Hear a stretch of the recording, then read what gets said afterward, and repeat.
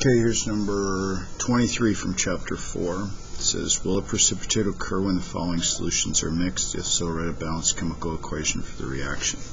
So in letter A, we'd have some Na2CO3 combining with some AgNO3, and swap the cations and find out what's going to form, and then use your precipitation rules, your solubility rules right here, to decide if it dissolves or not, because then you'll know if it dissolves there's no precipitate that forms.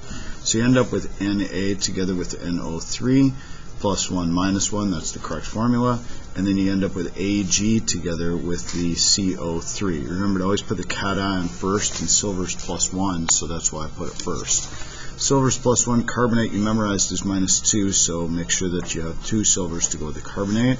Now look on your solubility rules and decide whether the sodium nitrate is soluble. Well, nitrates are always soluble, so that one's soluble for sure, so this is going to be aqueous, no precipitate forms. This one right here is a carbonate, and it says that all carbonates are insoluble except for group 1 elements.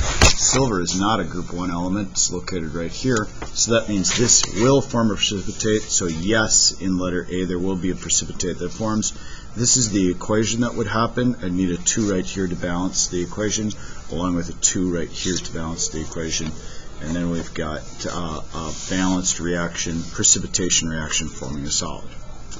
Letter B, we'd take NaNO3 and then NiSO4 and do the same thing, swap the cations again, so we end up with NaSO4. Sodium's plus 1, sulfate's minus 2, so it'd be Na2SO3, and then the nickel goes together with the nitrate. So nickel goes together with the nitrate, and nickel right here you can tell is positive 2 because sulfate's minus 2, so nickel plus 2, and then the nitrate's minus 1 right here, so you're going to have 2 of those. Now go through and look and see if each of those are on the solubility rules chart or not. And sodium is a group 1 alkali metal. Maybe you wrote these down here already, and all sodium salts are soluble. So this one will be aqueous. And then this one, nickel nitrate, all nitrates are soluble, so this one also will be aqueous. So in this case, no precipitate forms.